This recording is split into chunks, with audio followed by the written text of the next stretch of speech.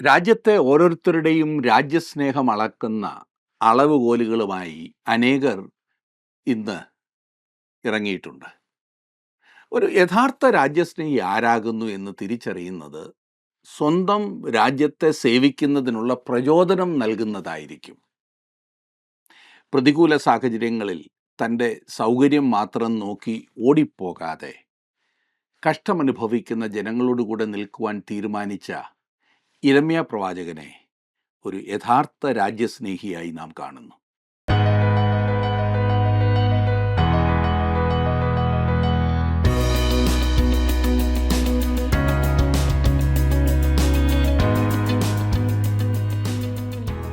ജീവസന്ദേശത്തിൻ്റെ യിരെമ്യാ പ്രവചന പഠനത്തിൽ പങ്കാളികളായിരിക്കുന്ന എല്ലാവർക്കും വന്ദനം. ജനത്തെ സ്നേഹിക്കുന്ന ഒരു യഥാർത്ഥ നേതാവിന് മാത്രമേ തൻ്റെ ജനത്തോടുകൂടെ കഷ്ടം സഹിക്കുന്നത് തിരഞ്ഞെടുക്കുവാൻ സാധിക്കുകയുള്ളൂ.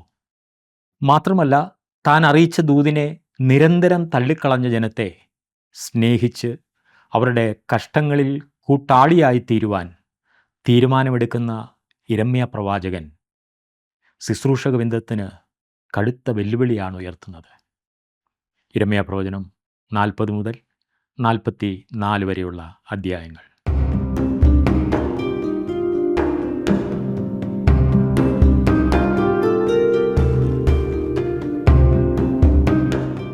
ബാബേൽ രാജാവായ നെബൂഖദ്നേസർ വന്ന് യെരുശലേമിനെ നശിപ്പിച്ചതിന് ശേഷം യഹൂദയിൽ അവശേഷിച്ച ജനങ്ങളോട് യിരെമ്യാവ് സംസാരിക്കുന്നതാണ് യിരെമ്യാ പ്രവചനം 40, 41, 42 അധ്യായങ്ങളിൽ നാം കാണുന്നത്.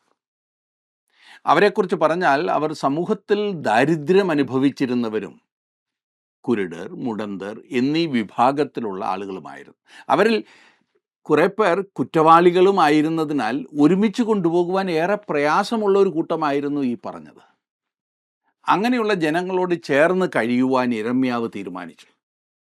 അവന് അവർക്ക് നൽകുവാൻ ഒരു ദൂതുണ്ടായിരുന്നു. അവൻ അവരുടെ ഇടയിൽ പാർത്തു. യിരെമ്യാ പ്രവചനം 40 അധ്യായത്തിൻ്റെ ആദ്യത്തെ 4 വാക്യങ്ങൾ നിങ്ങൾ ഒന്ന് ശ്രദ്ധിക്കുമെങ്കിൽ 40 അധ്യായത്തിൻ്റെ 1 മുതൽ 4 വരെയുള്ള വാക്യങ്ങൾ. അകമ്പടി നായകനായ നെബുസർ ആദാൻ യിരെമ്യാവെ രാമയിൽ നിന്ന് വിട്ടയച്ച ശേഷം അവന് യഹോവയിങ്കൽ നിന്നുണ്ടായ അരുളപ്പാട്, ബാബേലിലേക്ക് പിടിച്ചുകൊണ്ടുപോയവരായി യെരുശലേമിലെയും യഹൂദയിലെയും സകല ബദ്ധന്മാരുടെയും കൂട്ടത്തിൽ അവരെയും ചങ്ങല കൊണ്ട് ബന്ധിച്ചിരുന്നു. എന്നാൽ അകമ്പടി നായകൻ യിരെമ്യാവെ വരുത്തി അവനോട് പറഞ്ഞത്, നിന്റെ ദൈവമായ യഹോവ ഈ സ്ഥലത്തെക്കുറിച്ച് ഈ അനർത്ഥം അരുളി ചെയ്തു. അരുളി ചെയ്തതുപോലെ യഹോവ വരുത്തി നിവർത്തിച്ചുമിരിക്കുന്നു. നിങ്ങൾ യഹോവയോട് പാപം ചെയ്ത് അവൻ്റെ വാക്ക് കേൾക്കാതെ ഇരുന്നത് കൊണ്ട് ഈ കാര്യം നിങ്ങൾക്ക് സംഭവിച്ചിരിക്കുന്നു. ഇപ്പോൾ ഇതാ നിന്റെ കൈമേലുള്ള ചങ്ങല ഞാൻ ഇന്ന് അഴിച്ച് നിന്നെ വിട്ടയക്കുന്നു. എന്നോടുകൂടെ ബാബേലിൽ പോരുവാൻ നിനക്ക് ഇഷ്ടമുണ്ടെങ്കിൽ പോരുക, ഞാൻ നിന്നെ നോക്കും. എന്നോടുകൂടെ ബാബേലിൽ പോരുവാൻ അനിഷ്ടം തോന്നിയാലോ പോരണ്ട.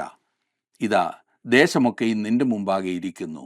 നിനക്കിഷ്ടവും യോഗ്യവുമായി തോന്നുന്ന ഇടത്തേക്ക് പോയിക്കൊള്ളുക. യിരെമ്യാവ് ചെയ്യുവാൻ ആഗ്രഹിച്ചത് ചെയ്യുവാൻ നെബൂഖദ്നേസർ അവനെ അനുവദിച്ചു. പ്രവാസികളോട് ചേർന്ന് വേണമായിരുന്നെങ്കിൽ യിരെമ്യാവിനെയും ബാബേലിലേക്ക് കൊണ്ടുപോകാമായിരുന്നു. എന്നാൽ അങ്ങനെ ചെയ്യുവാൻ യിരെമ്യാവ് ആഗ്രഹിച്ചില്ല എന്നതാണ് രസം. ഞാൻ കരുതുന്നത് അവൻ പോയിരുന്നെങ്കിൽ അവന് പ്രത്യേക പദവികൾ അവിടെ നൽകുമായിരുന്നു എന്നത്ര. എന്നാൽ തൻ്റെ സഹോദരങ്ങൾ കഷ്ടപ്പെടുന്നത് കാണുവാൻ യിരെമ്യാവിന് കഴിയുമായിരുന്നില്ല. അന്യദേശത്ത് ബന്ധികളായി കഷ്ടപ്പെടുന്നത് കാണുവാൻ അവൻ ആഗ്രഹിച്ചില്ല. അവർ ബാബേൽ നദികളുടെ തീരത്തിരുന്ന് സിയോനെ ഓർത്തപ്പോൾ കരഞ്ഞു. അവരോടൊപ്പം പോകുവാൻ യിരെമ്യാവ് ആഗ്രഹിച്ചില്ല. അവരെക്കൊണ്ട് കഠിനവേല ചെയ്യിച്ചിരുന്നു. ആ മരുഭൂമിയിൽ മുഴുവൻ തോട് കുഴിപ്പിക്കുവാൻ ആ ജനത്തെ ബാബേൽ രാജാവ് ഉപയോഗിച്ചു. അവർ അവൻ്റെ ദൂത് നിരസിച്ചത് കൊണ്ടാണ് ഇങ്ങനെയൊക്കെ സംഭവിക്കുന്നത്. വാസ്തവത്തിൽ ആ ജനം യിരെമ്യാവിനെയും നിരസിച്ചു. ബാബേലിൽ ദൈവം മറ്റൊരു പ്രവാചകനെ എഴുന്നേൽപ്പിക്കും. അതെ, യെഹെസ്കേൽ പ്രവാചകൻ. അവൻ അവരോട് സംസാരിക്കുവാൻ തിരഞ്ഞെടുക്കപ്പെട്ടവനായിരിക്കും. എന്നാൽ യഹൂദയിൽ അവശേഷിച്ച പാവപ്പെട്ട ശേഷിപ്പിനോട് ചേർന്ന് കഴിയുവാനാണ് യിരെമ്യാവ് ആഗ്രഹിച്ചത്. ആരാണ് ആ ദേശത്തെ വാസ്തവത്തിൽ സ്നേഹിച്ചത്? അതെ, യിരെമ്യാവ്. ആരായിരുന്നു യഥാർത്ഥ രാജ്യസ്നേഹി അവിടെ? അതെ, യിരെമ്യാവ്. ജനങ്ങളോടുള്ള യഥാർത്ഥ താല്പര്യം വാസ്തവത്തിൽ ആർക്കായിരുന്നു ഉണ്ടായിരുന്നത് എന്ന് ചോദിച്ചാൽ അത് യിരെമ്യാവിനായിരുന്നു. ഇതിപ്പോൾ വളരെ വ്യക്തമാണ്. അവനെ രാജ്യദ്രോഹിയെന്നും തെറ്റുകാരനെന്നും മനുഷ്യരെ വലയ്ക്കുന്നവനെന്നുമൊക്കെ വിളിച്ചത് ഇപ്പോൾ വാസ്തവത്തിൽ ശരിയാണോ തെറ്റാണോ എന്ന് തെളിയുന്ന ഒരവസരം. നെബൂഖദ്നേസറിന് തങ്ങളെ തന്നെ സമർപ്പിക്കുവാൻ യിരെമ്യാവ് ജനത്തോട് പറഞ്ഞത് താങ്കൾ ഓർക്കുമായിരിക്കുമല്ലോ. ഞാൻ വിശ്വസിക്കുന്നത് അവർ ദൈവത്തെ അനുസരിച്ചിരുന്നെങ്കിൽ, മനസ്സോടെ അവർ പോയിരുന്നെങ്കിൽ അവർ പ്രവാസത്തിൽ പോകേണ്ടി വരുമായിരുന്നില്ല എന്നത്രേ. നെബൂഖദ്നേസറിൽ നിന്നും യിരെമ്യാവിന് ലഭിച്ചതുപോലെ ഒരു പരിഗണന ഈ ജനത്തിനും ലഭിക്കുമായിരുന്നേനേയും. അവരെയും സ്വന്തം ദേശത്ത് പാർക്കുവാൻ അവൻ അനുവദിച്ചേനേയും. 8-ാം വാക്യത്തിൽ ഇശ്മായേലിനെ പരിചയപ്പെടുത്തിയിരിക്കുന്നു.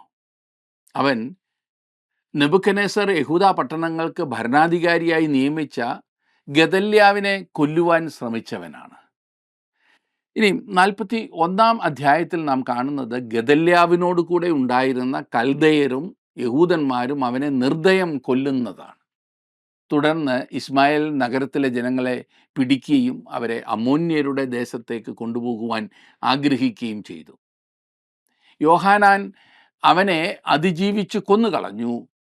തുടർന്ന് യോഹാനാൻ ബാബേലിലെ രാജാവിനെ ഭയന്ന് ദേശത്ത് ശേഷിച്ചിരുന്ന ജനങ്ങളുമായി മിസ്രൈമിലേക്ക് രക്ഷപ്പെടുവാൻ പരിപാടിയിട്ടതായി നാം കാണുന്നു. 42-ാം അധ്യായത്തിലേക്ക് വരുമ്പോൾ നാം കാണുന്നത് മിസ്രൈമിലേക്ക് പോകുന്നതിന് മുമ്പ് യോഹാനാനും ജനത്തിലെ പ്രധാനികളും യിരെമ്യാവിൻ്റെ അടുത്തേക്ക് വരുന്നതാണ്. ഈ വിചിത്രമായ സാഹചര്യത്തിൽ ജനങ്ങൾ യിരെമ്യാവിങ്കിലേക്ക് അടുത്തു വരുന്നതാണ് രസകരമായ സംഗതി. എന്താണ് ചെയ്യേണ്ടതെന്ന് അവർക്ക് അറിയണം. അവർ ദേശത്ത് പാർക്കണോ അതോ ദേശം വിടണമോ? അവർ എവിടെയാണ് പോകേണ്ടത്? ഇതായിരുന്നു പ്രശ്നം. 42-ാം അധ്യായത്തിൻ്റെ 1-ാം വാക്യം മുതൽ നാം വായിക്കുമ്പോൾ 3-ാം വാക്യം വരെ ഞാൻ വായിക്കാം. അനന്തരം എല്ലാ പടത്തലവന്മാരും കാരേഹിൻ്റെ മകനായ യോഹാനാനും ഹോശിയാവിൻ്റെ മകനായ യെസന്യാവും ആബാലവൃദ്ധം സർവ്വജനവും അടുത്തു വന്നു. യിരെമ്യാ പ്രവാചകനോട്, നിന്റെ ദൈവമായ യഹോവ ഞങ്ങൾ നടക്കേണ്ടുന്ന വഴിയും ഞങ്ങൾ ചെയ്യേണ്ടുന്ന കാര്യവും ഞങ്ങൾക്ക് അറിയിച്ചു തരേണ്ടതിന് ശേഷിച്ചിരിക്കുന്ന ഈ സകല ജനവുമായ ഞങ്ങൾക്ക് വേണ്ടി നിന്റെ ദൈവമായ യഹോവയോട് പ്രാർത്ഥിക്കണം എന്നുള്ള ഞങ്ങളുടെ അപേക്ഷ അംഗീകരിക്കണമേ. അസംഖ്യം ജനമായിരുന്ന ഞങ്ങളിൽ അല്പം പേർ മാത്രമേ ശേഷിപ്പുള്ളൂ എന്ന് നീ സ്വന്തം കണ്ണാൽ കാണുന്നുവല്ലോ എന്ന് പറഞ്ഞു. ഇത് കേട്ടിട്ട് നല്ലതായി തോന്നുന്നു, ഇല്ലേ? ഈ ജനം വാസ്തവത്തിൽ ഇനിയും ദൈവത്തോട് ചേർന്ന് നടക്കുമായിരിക്കും എന്ന് താങ്കൾ ചിന്തിച്ചേക്കാം. യഹോവയുടെ ശബ്ദം അനുസരിക്കാമെന്ന് അവർ വാഗ്ദാനം ചെയ്തിരുന്നു. 42-ാം അധ്യായത്തിൻ്റെ 4-ാം വാക്യത്തിൽ നാം വായിക്കുന്നത്, യിരെമ്യാ പ്രവാചകൻ അവരോട്, ഞാൻ നിങ്ങളുടെ അപേക്ഷ അംഗീകരിച്ചിരിക്കുന്നു. നിങ്ങൾ പറഞ്ഞതുപോലെ ഞാൻ നിങ്ങളുടെ ദൈവമായ യഹോവയോട് പ്രാർത്ഥിക്കും. യഹോവ നിങ്ങൾക്ക് ഉത്തരമരുളുന്നതെല്ലാം ഞാൻ നിങ്ങളെ അറിയിക്കും, ഒന്നും മറച്ചു വയ്ക്കില്ല എന്ന് പറഞ്ഞു. അവർ യിരെമ്യാവിൻ്റെ അടുത്തേക്ക് വന്ന് സത്യം സംസാരിക്കുവാൻ അവർക്ക് യിരെമ്യാവിനെ ആശ്രയിക്കാവുന്നതാണെന്ന് അവർ അറിഞ്ഞു. ദൈവത്തിന് വേണ്ടി സംസാരിക്കുവാൻ ശ്രമിക്കുന്ന ഏതൊരു വ്യക്തിയും, അത് ഏത് മാർഗത്തിലൂടെ ആണെങ്കിലും, വളച്ചു കെട്ടി പറയുകയോ മറച്ചു വെച്ച് പറയുകയോ ചെയ്യരുത്. മനുഷ്യരെ പ്രസാദിപ്പിക്കുവാനുള്ള ശ്രമത്തിൽ ഭംഗിയുള്ള വാക്കുകൾ പറയുവാൻ ശ്രമിക്കരുത്. മറ്റുള്ളവർക്ക് നല്ല അഭിപ്രായം ഉണ്ടാകണം എന്ന ചിന്തയോടെ അല്ല സംസാരിക്കേണ്ടത്. പിന്നെയോ ദൈവവചനം നേരിട്ട് നൽകുകയാണ് വേണ്ടത്. പൗലോസ് അപ്പോസ്തലൻ തിമോഥെയോസിന് എഴുതിയപ്പോൾ, തിമോഥെയോസിന് എഴുതിയ 2-ാം ലേഖനം 4-ാം അധ്യായത്തിൻ്റെ 3-ഉം 4-ഉം വാക്യങ്ങളിൽ നാം ഇപ്രകാരം വായിക്കുന്നു, അവർ പഥ്യോപദേശം പൊറുക്കാതെ കർണരസമാകുമാറ് സ്വന്തം മോഹങ്ങൾക്കൊത്തവണ്ണം ഉപദേഷ്ടാക്കന്മാരെ പെരുക്കുകയും സത്യത്തിന് ചെവി കൊടുക്കാതെ കെട്ടുകഥ കേൾപ്പാൻ തിരികെയും ചെയ്യുന്ന കാലം വരും.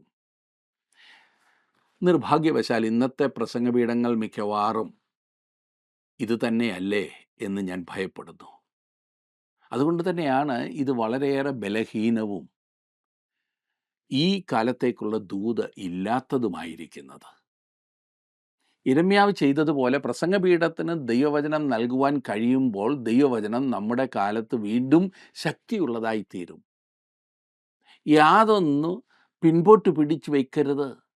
ദൈവം എന്താണ് പറയുവാൻ ആഗ്രഹിക്കുന്നതെന്നാൽ ഒന്നും മറയ്ക്കാതെ അത് തന്നെ പറയണം.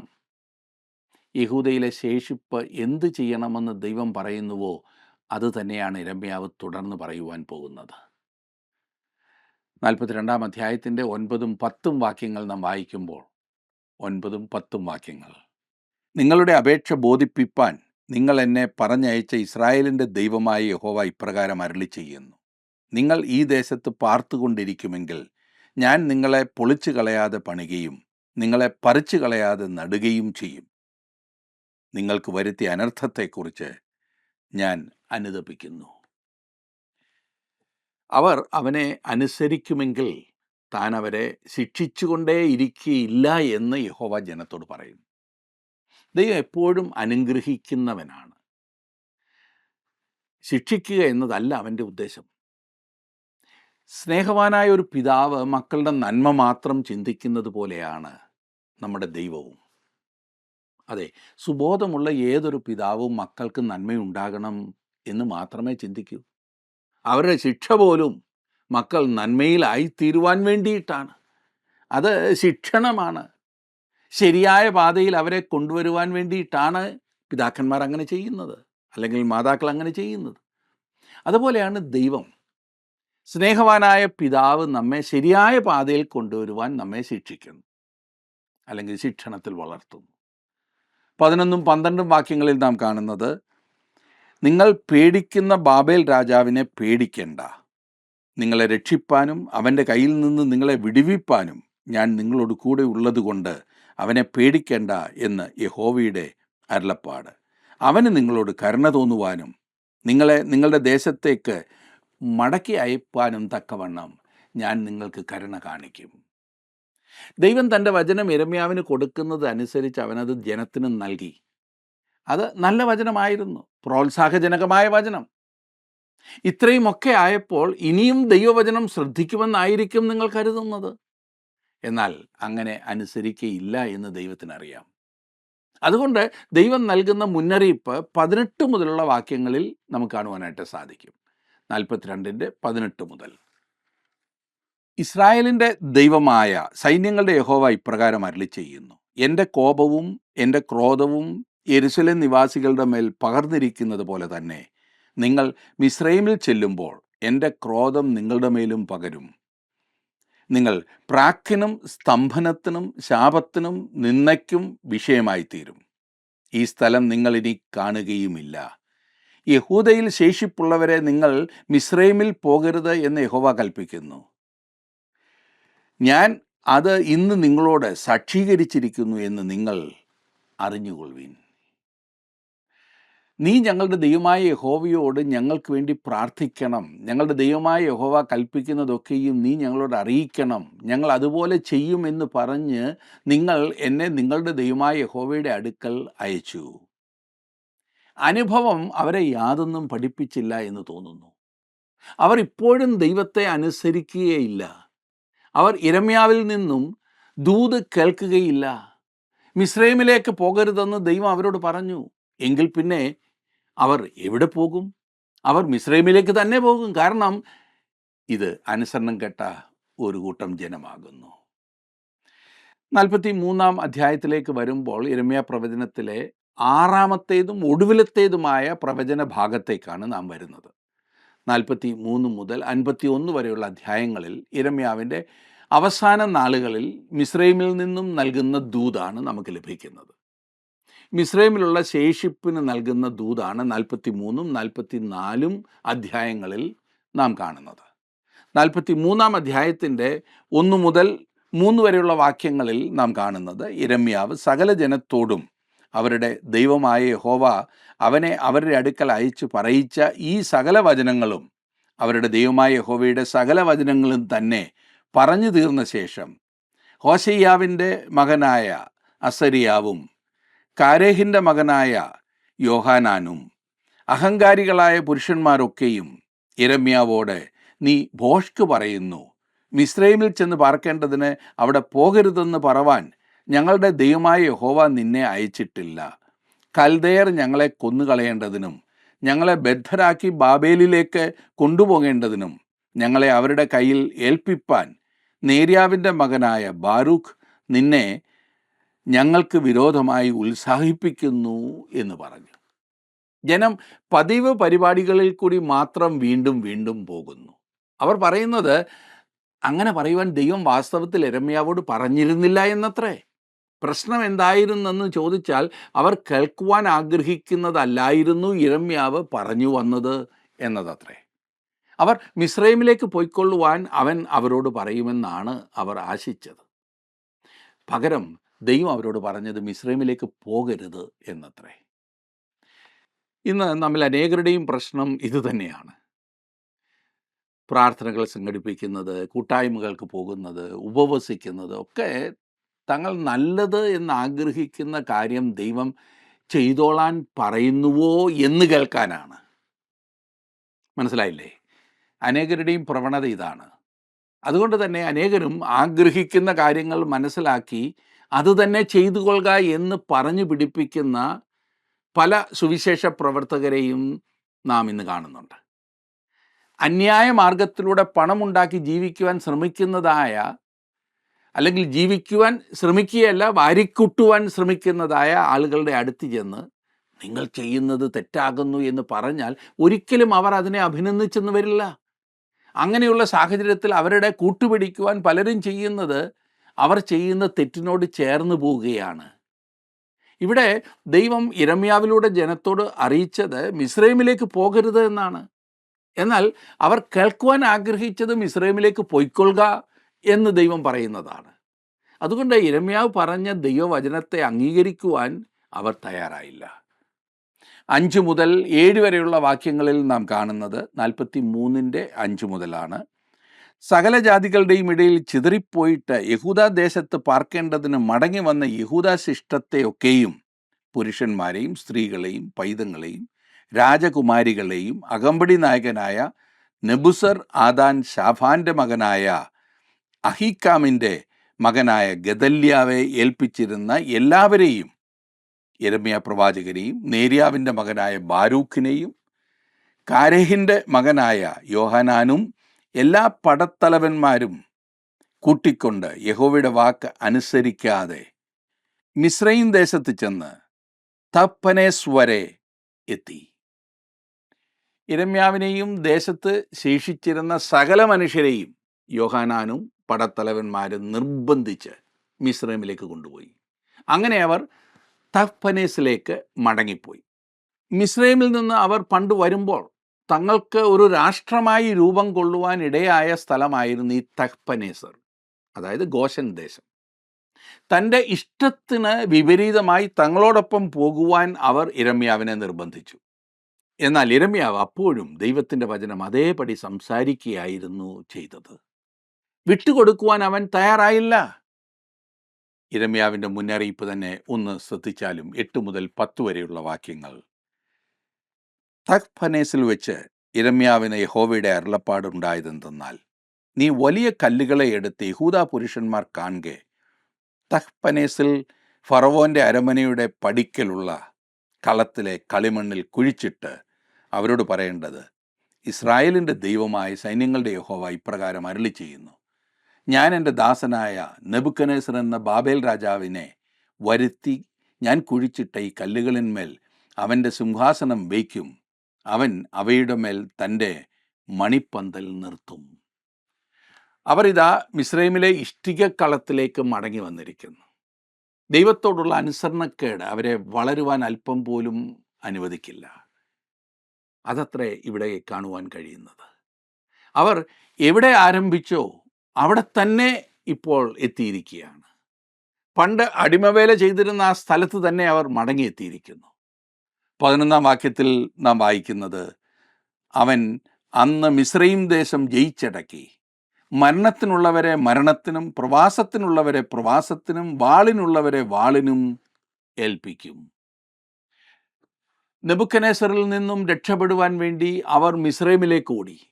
എന്നാൽ മിസ്രൈം ദേശം പിടിച്ചടക്കുവാൻ ദൈവം നെബൂഖദ്നേസറിനെ അനുവദിക്കുവാൻ പോവുകയാണ്. അവർ ദൈവം പറഞ്ഞത് കേട്ട് ദേശത്ത് പാർത്തിരുന്നെങ്കിൽ എത്ര നന്നായിരുന്നേനെ. ഇപ്പോൾ ആകെ വഷളായി. നെബൂഖദ്നേസർ അവരെ അടിമകളാക്കുവാൻ പോകുകയാണ്. ദൈവത്തെ അനുസരിക്കുവാൻ അല്പം പോലും കൂട്ടാക്കാത്ത ശേഷിപ്പിനെയാണ് 44 അധ്യായത്തിൽ നാം കാണുന്നത്. യഹൂദയുടെ നാശത്തിനും അവരുടെ ഈ അവസ്ഥയ്ക്കും കാരണം ദൈവമാകുന്നു എന്ന് വീണ്ടും ദൈവം വളരെ ക്ഷമയോടെ അവരോട് വിശദീകരിക്കും. യിരെമ്യാവ് ദൈവവചനം അറിയിക്കുക മാത്രമാണ് ചെയ്തത്. 44 അധ്യായത്തിൻ്റെ 2ഉം 3ഉം വാക്യങ്ങൾ ശ്രദ്ധിച്ചാട്ടെ. ഇസ്രായേലിൻ്റെ ദൈവമായ സൈന്യങ്ങളുടെ യഹോവ ഇപ്രകാരം അരുളി ചെയ്യുന്നു: ഞാൻ യെരൂശലേമിലും സകല യഹൂദ പട്ടണങ്ങളിന്മേലും വരുത്തിയിരിക്കുന്ന അനർത്ഥമൊക്കെയും നിങ്ങൾ കണ്ടിട്ടുണ്ടല്ലോ. അവ ശൂന്യമായിരിക്കുന്നു, ആരും അവയിൽ വസിക്കുന്നതുമില്ല. അത് അവരോ നിങ്ങളോ നിങ്ങളുടെ പിതാക്കന്മാരോ അറിയാത്ത അന്യദേവന്മാർക്ക് ധൂപം കാട്ടുവാനും അവയെ സേവിപ്പാനും ചെന്ന് എന്നെ കോപിപ്പിപ്പാൻ തക്കവണ്ണം അവർ ചെയ്ത ദോഷം നിമിത്തമത്രേ. താൻ അവരെ ശിക്ഷിക്കുന്നതിൻ്റെ കാരണം വീണ്ടും ദൈവം അവരോട് പറയുന്നു 7ഉം 8ഉം വാക്യങ്ങളിൽ. ആകയാൽ ഇസ്രായേലിൻ്റെ ദൈവമായി സൈന്യങ്ങളുടെ ദൈവമായ യഹോവ ഇപ്രകാരം അരുളി ചെയ്യുന്നു: നിങ്ങൾക്ക് ശേഷിപ്പായി ആരും ഇല്ലാതാകും വണ്ണം യഹൂദയുടെ മധ്യേ നിന്ന് പുരുഷനെയും സ്ത്രീയെയും പൈതലിനെയും മുല കുടിക്കുന്ന കുഞ്ഞിനെയും ഛേദിച്ച് കളയേണ്ടതിനും നിങ്ങൾ വന്നു പാർക്കുന്ന മിസ്രയീം ദേശത്തു വെച്ച് അന്യദേവന്മാർക്ക് ധൂപം കാണിച്ച് നിങ്ങളുടെ കൈകളുടെ പ്രവൃത്തികൾ കൊണ്ട് എന്നെ കോപിപ്പിക്കുന്നതിനാൽ നിങ്ങളെ തന്നെ ഛേദിച്ച് കളഞ്ഞിട്ട് സകല ഭൂജാതികളുടെയും ഇടയിൽ നിങ്ങൾ ശാപവും നിന്ദയും ആയിത്തീരേണ്ടതിനും നിങ്ങളുടെ പ്രാണഹാനിക്കായി ഈ മഹാദോഷം ചെയ്യുന്നതെന്ത്? അതെ, ദൈവം ആ ജനത്തോട് ചോദിക്കുന്നത്, നിങ്ങൾ വചനം അറിഞ്ഞിട്ടും ദൈവസ്നേഹം അറിഞ്ഞിട്ടും ഇപ്പോഴും മാറിപ്പോകുന്നുവോ എന്നാണ്. ദൈവസ്നേഹത്തിൻ്റെ എന്തൊരു വെളിപ്പാടല്ലേ! തങ്ങളിലേക്ക് മടങ്ങി വരുവാൻ അവൻ വീണ്ടും ജനത്തോട് അപേക്ഷിക്കുകയാണ്. അവരുടെ ധിക്കാരപരമായ മറുപടി വ്യക്തമാക്കുന്നത് മനുഷ്യൻ്റെ നഷ്ടപ്പെട്ട വഷളായ ഹൃദയത്തിൻ്റെ അവസ്ഥയാണ്. ആർക്കും ശരിയാക്കുവാൻ കഴിയാത്ത മനുഷ്യൻ്റെ ഹൃദയം. 16ഉം 17ഉം വാക്യങ്ങൾ വായിക്കുമ്പോൾ, നീ യഹോവയുടെ നാമത്തിൽ ഞങ്ങളോട് പറഞ്ഞിരിക്കുന്ന വചനം സംബന്ധിച്ച് ഞങ്ങൾ നിന്നെ കൂട്ടാക്കുകയില്ല. ആകാശരാജ്ഞിക്ക് ധൂപം കാട്ടുകയും അവൾക്ക് പാനീയബലി പകരുകയും ചെയ്യും എന്ന് ഞങ്ങൾ നേർന്നിരിക്കുന്ന നേർച്ച ഒക്കെയും ഞങ്ങൾ നിവർത്തിക്കും. ഞങ്ങളും ഞങ്ങളുടെ പിതാക്കന്മാരും രാജാക്കന്മാരും പ്രഭുക്കന്മാരും യഹൂദ പട്ടണങ്ങളിലും യെരൂശലേം വീഥികളിലും ചെയ്തതുപോലെ തന്നെ അന്ന് ഞങ്ങൾക്ക് വേണ്ടുവോളം ആഹാരവും സുഖവും ഉണ്ടായിരുന്നു, ഒരനർത്ഥവും നേരിട്ടിരുന്നില്ല.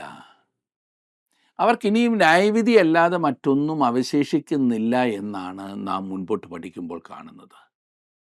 ദൈവവചനം വളരെ വ്യക്തമായി അവരോട് യിരെമ്യാവിലൂടെ ദൈവം അറിയിച്ചു. അവർ പോകേണ്ട വഴി ഏത് എന്ന് വളരെ വ്യക്തമായി അവർക്ക് കാണിച്ചു കൊടുത്തു. എന്നാൽ അവരുടെ മറുപടി നിങ്ങൾ ശ്രദ്ധിച്ചില്ലേ? ഇന്നൊരു നല്ല പങ്കാളുകളും ഇതേ മാർഗത്തിലാണ് മുൻപോട്ട് പോകുന്നത്. അവർക്ക് അറിയാൻ പാടില്ലാത്തത് കൊണ്ടല്ല, പിന്നെയോ മറുതലിക്കുവാൻ മാത്രം ജനിച്ച മക്കൾ എന്നാണ് അവരെ വിശേഷിപ്പിക്കുന്നത്. എന്നെ ശ്രദ്ധിക്കുന്ന പ്രിയ സുഹൃത്തെ, താങ്കളുടെ ജീവിതത്തിൽ വാസ്തവമായി ദൈവവചനത്തിൽ നിന്നും മനസ്സിലാക്കുന്ന കാര്യങ്ങൾ അനുസരിക്കുവാൻ, അതിന് പ്രകാരം ജീവിതത്തെ ക്രമീകരിക്കുവാൻ സാധിക്കുന്നുണ്ടോ? ഈ ജനം, യഹൂദ ജനം, അവർ വീണ്ടും വീണ്ടും ദൈവശബ്ദം കേട്ടിട്ടും ദൈവത്തോട് മറുതലിച്ച് മുൻപോട്ട് പോയി. എത്ര ശിക്ഷ കിട്ടിയിട്ടും പഠിക്കാത്ത ഒരു ജനം. ഒരിക്കലും നമ്മുടെ ജീവിതം അങ്ങനെയാകരുത്. ദൈവം നമ്മെ സ്നേഹിക്കുന്നു, അവൻ നമുക്ക് വേണ്ടി കരുതുന്നു. അവൻ്റെ ഹിതം തിരിച്ചറിഞ്ഞ് അതിന് പ്രകാരം ജീവിപ്പാൻ നമുക്ക് നമ്മുടെ ജീവിതങ്ങളെ സമർപ്പിക്കാം. ദൈവം നമ്മെ അനുഗ്രഹിക്കട്ടെ.